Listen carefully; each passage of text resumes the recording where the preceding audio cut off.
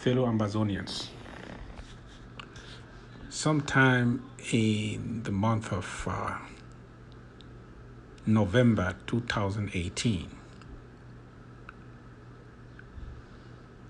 the government of Switzerland contacted us through their embassy in Yaoundé, and we were informed that they were acting at the behest of the European community and the body of ambassadors in Yaoundé, and seeking for a mediated settlement to the conflict affecting our country.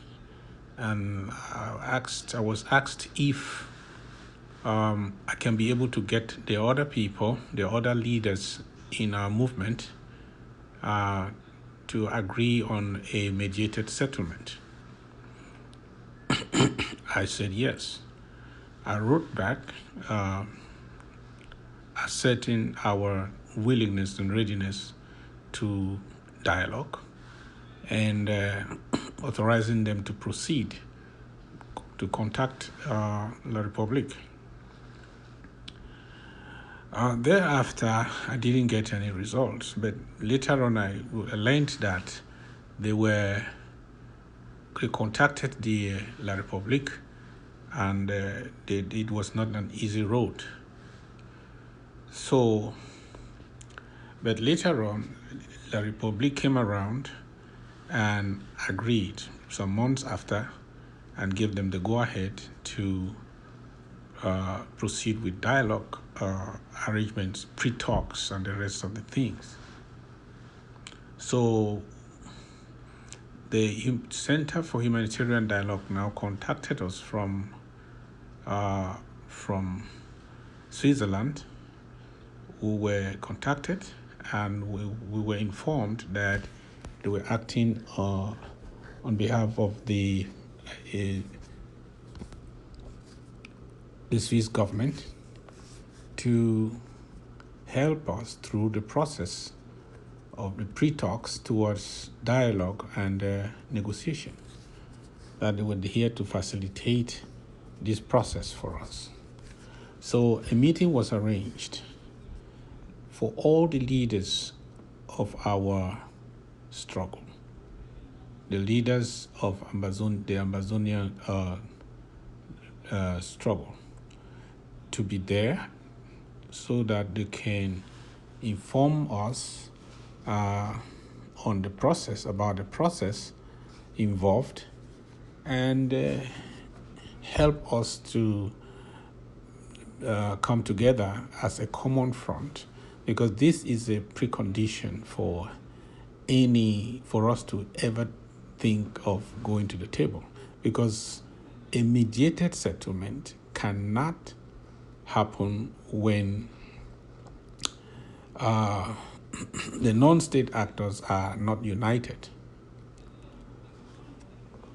So they needed to also tell us exactly what the path entails, so that we can take that message to our various communities and we can start taking the steps necessary for us to work as a team and to agree in the first place to work together, then to seek a mediated settlement. So these initial meetings were informal. I remember I had rejected every move by La République to reach me and talk to me in person. I have rejected it. I have refused as a matter of principle. I don't talk to any La République official directly. Not anybody in the presidency of La République, not anybody in the prime ministry, including the prime minister himself. I've refused such. In fact, it is not even possible with me, because you have to talk to somebody who talks to somebody who will get to me. I did all these not because I don't want dialogue, but knowing the sensitivities. I refused to do anything that should be misconstrued and jeopardize our process. and give ammunition to our detractors to destroy the possibility of a peaceful resolution to this conflict. So I have put those layers since I got to office, and I think I'm still faithful to those principles. There is nobody out there with anything whatsoever, written or audio or video, with me sitting with anybody, agent of La Republic or any official of the La Republic government, to talk about Ambazonia. I have said I am not Ambazonia. And let it be clear to anybody who is thinking of meeting with me, I am not Ambazonia. If our adversaries want to resolve the problem, it means they want to talk to Ambazonia. Okay, if you want to talk to Ambazonia, then let me just know. I will get Ambazonians that you're going to talk to. And those Ambazonians, if they agree, I am their servant, I will sign off whatever they agree upon. But trying to reach me to have informal talks and direct talks with me, I am not Ambazonia. I'm not even the smartest. There are a lot of smart people, a lot of dedicated people who love their country and who are fighting to the death and who are ready to talk to you, talk to anybody.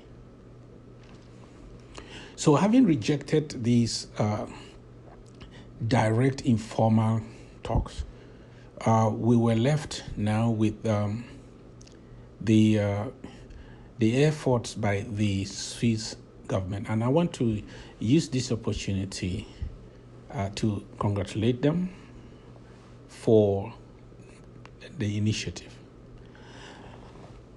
to mediate, to facilitate dialogue. And this should be something to be proud of and to be thankful for to God. There have been other liberation movements and revolutions around the world. I don't know how many were able to get to this stage of success, of prosecuting our endeavor just within 3 years, just after 3 years.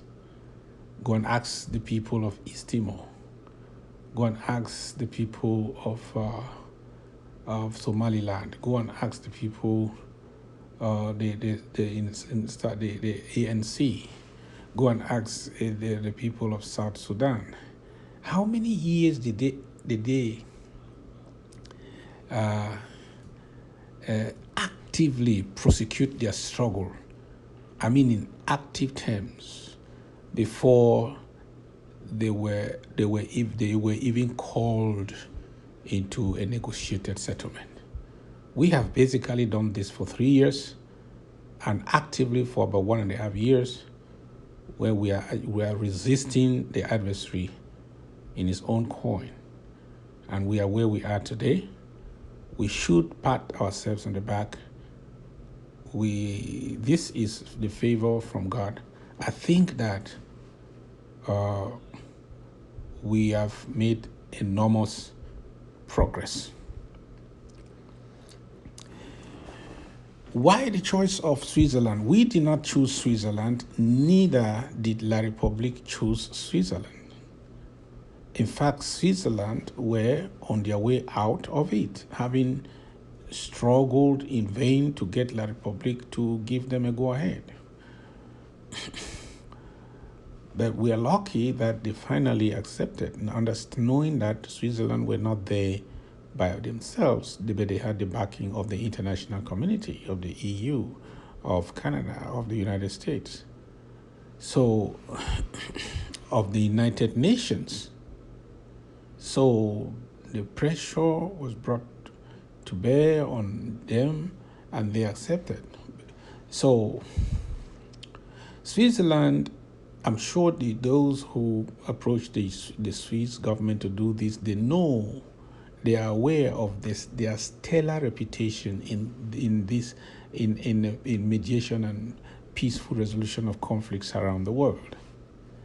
Their sense of independence and impartiality, based on the other things they had done before in the past, I think they and some other Scandinavian countries, they stand out as one of the best. Yes. And so I don't think they are going to sacrifice their reputation because of one 87-year-old tyrant or La République du Cameroon. They have a reputation they have earned throughout the years, in conflicts that are involving probably even richer countries and richer territories. But they have kept that reputation. That's why they were approached by the international community to do this. Also, they stand in a position that at least they understand both sides. They speak French, and they are also so many of them, they are actors involved. They speak English. So in Europe, they stand in a middle position, and I think that for us, as the non-state actors, Southern Cameroon, Ambazonia, we cannot but accept that they do what they do and what they are done to others. Considering also that the other members of the international communities are watching what's going on. When we can hold a meeting, and while the meeting is there, as soon as the meeting ends, you see press releases coming from all the offices, from the United Nations, from the EU, from the United States, and so on.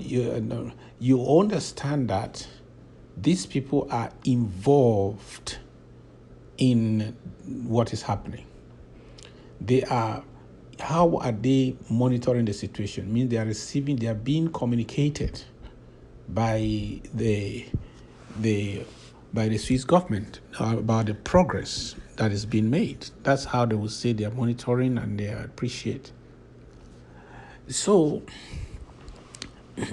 let me also remind all those of us who just take delight to demonize this that is happening. You see, we can cry as we like, we can fight on the ground, but we cannot force any country to be our mediator. No, we can't force any one single country, say you must be our mediator. We had written to some countries, even to the United States, requesting them officially in our own, by leaders of our community, that they should come and be our mediator. Of course, even in recent history, I don't remember when America served as a mediator. But we, as we know, we would have loved America to be the mediator. We made that request, but we have not got a reply. But when America tells you that they are aware of what is going on in Switzerland and that they are in support of their effort, you know that the international community is one village. They are all behind this. So for those of you who say that we should forget about the Swiss, why don't you go to this and that? You cannot force any country. We have made requests, we have written, but we thank God for Switzerland who have said yes, and also who have earned the trust of our people and La République, at least to carry out this process. As time goes on, there will be other things that will come. But without a mediator that is accepted by La République and accepted by our community, there will be no hope for dialogue or negotiation. So how long are we going to wait, trying to fabricate another mediator that the Republic may not accept? And if the Republic does not accept, that is not a mediator. And if we don't accept one, there will not be any mediation, and there will not be any dialogue or negotiation. So how long are we going to be waiting and struggling so that we can get a mediator that will be accepted by both sides, if it is not Switzerland? And who told you that another country is going to do it instead of Switzerland? For what reasons? For what reasons? What have they demonstrated to us to show that they are going to be impartial? They are going to be partial? Or what reasons are we going to advance? That are factual reasons, not fears, and not all that we just think in our head or talk in beer parlors. What reasons are we going to advance that will be serious enough for the people to see, for the international community to be convinced that we are not just avoiding dialogue? We have real good reasons not to accept. Of course, if we insist that we don't want them, well, they go. Then we will stay there until we get some people that we think are ready, that will be ready to mediate, and that will be accepted by La République. But I want everybody to remember here that La République is not desperate for this negotiated settlement. They have avoided it. They are doing, even at this time, they are avoiding it. They are not there because they like it. They are there because circumstances oblige them to do so. And the pressures are mounting. Sanctions are coming. The Security Council is getting ready, probably for the next level. If the peaceful thing is not working, remember the humanitarian disaster is increasing by the day.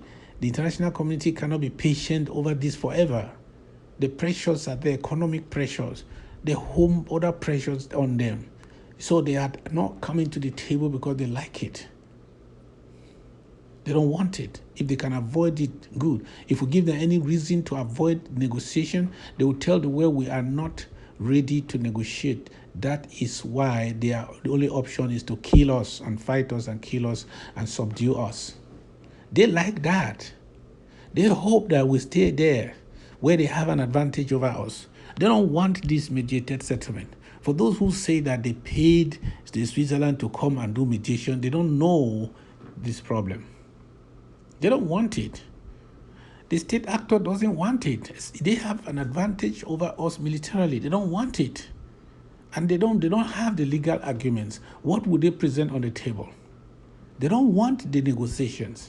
We are going to this table because of what our efforts, because of our efforts as a diaspora, our efforts on the ground, what Ground Zero is doing, and because of the pressures that are coming on them. They don't want it. If you abort this process, they will rejoice and continue in their killings until they can subdue us somehow to surrender. That's what they want. Because their fear too is that if they get to the table for a negotiated settlement, don't you understand, Amazonians, that it will reinforce our international personality? Don't you understand, so Amazonians, that it will give this conflict the real status that the real status that it deserves, an international conflict? By sitting on that table, you on your side, on the other side, this on the other side, it already reinforces the international personality and the character of this conflict. So how can you avoid the table and you think that is wise? La République will say, hurrah! We have to get them to the table. We have to talk. But that doesn't mean we will stop fighting. In fact, it is time for us to intensify our resistance on the ground. It's time for us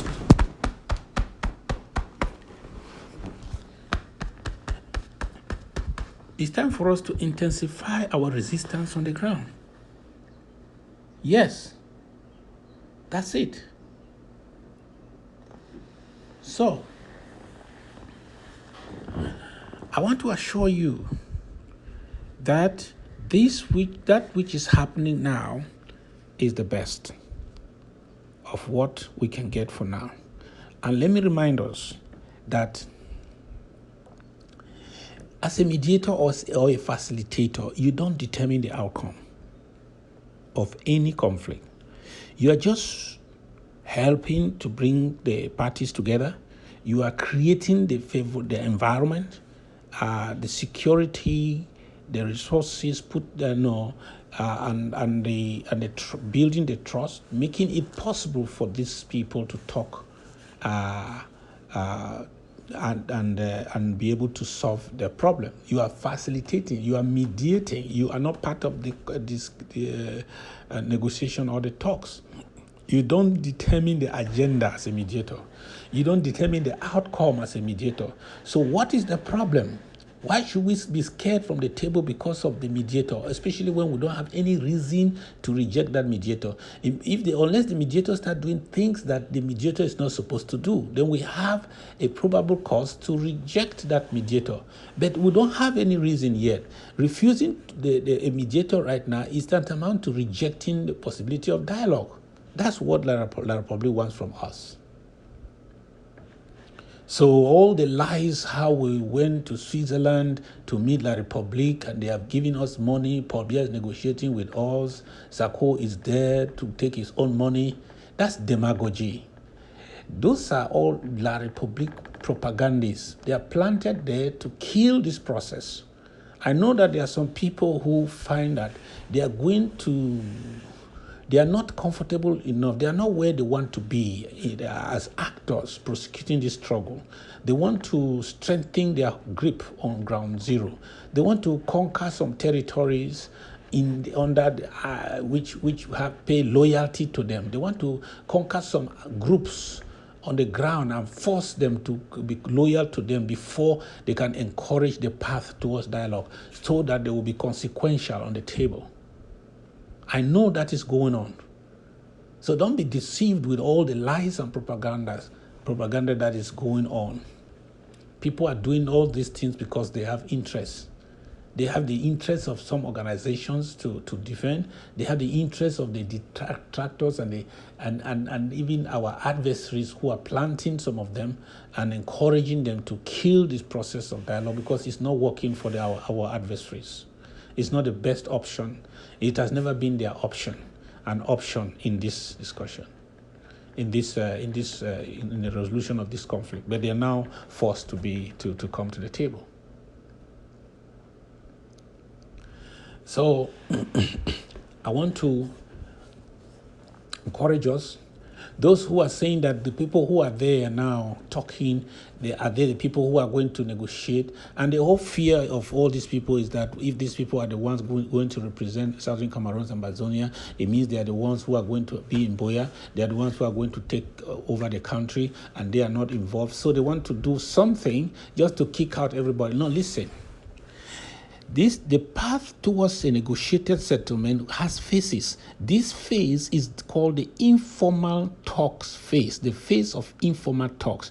And when informal talks begin, the target is the leaders of organization, because those people need to be persuaded to work together before any other step can be taken. Those leaders need to be persuaded to work together. They need to understand what is involved in dialogue, so that they can carry out some political education of their groups. They can carry their leaders along. So that's the first stage, consultative in nature. It is meant as building that front, that coalition for the non-state actor to be organized, so that they can meet the state actor who is always organized, better organized. So after that stage, then they will enter the talk of talks, where other things, people want us to set out conditions before we can go for informal talks. No, when you set out conditions before you go for informal talks, it tantamounts to rejecting dialogue, refusing to have dialogue. Informal talks are, hello, if not of this poisonous information age, that could be done just by phone calls.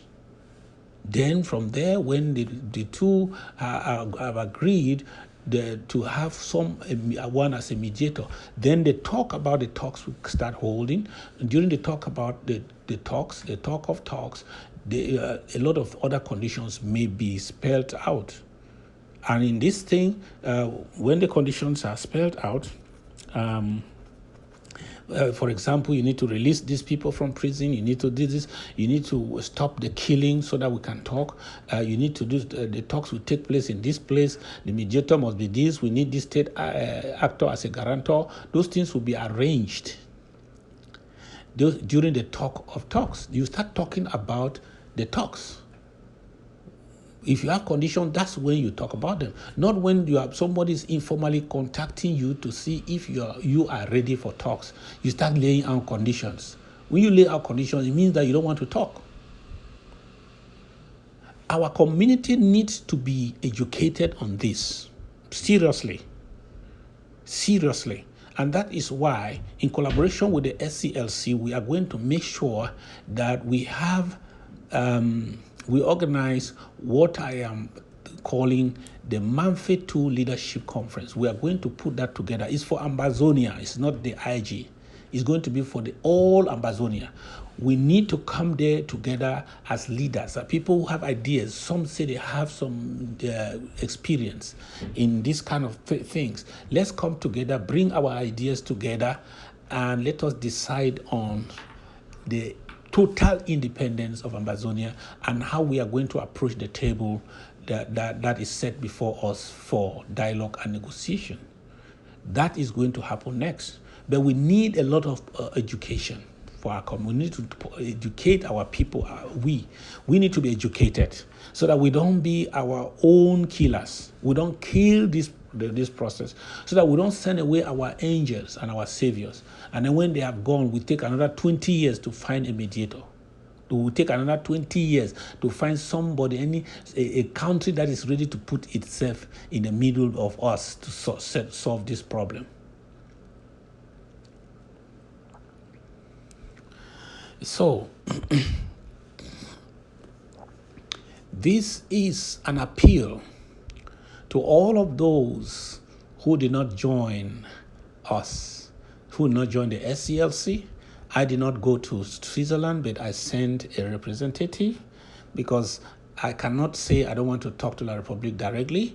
And then when they are calling us in a mediated setting, I also refuse to send a representative there and still say I'm for dialogue. No, that means you are not for dialogue. You are not for dialogue. And if you are not for dialogue, what are you for? We are not going to win this by fighting. Whatever we fight, only more people will die. But in the final analysis, we will always meet on the table.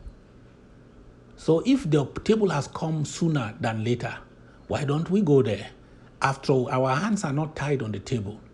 Nobody is obliged to, nobody will be imposed his position on the table. Don't we understand that the best place for us is to get to the table? If La Republic has come to a point where they are ready to go to the table, so be it. Let them come to the table sooner than later.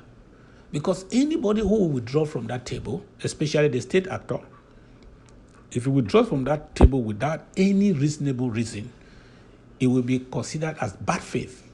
It will lose international support, and we can gain support from that moment.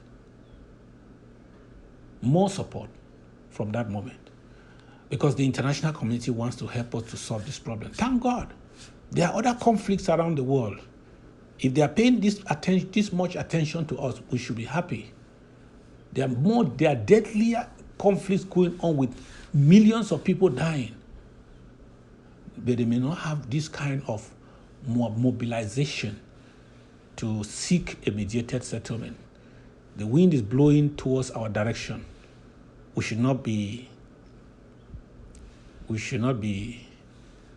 careless and let it pass us by, and then we start saying that we will fight.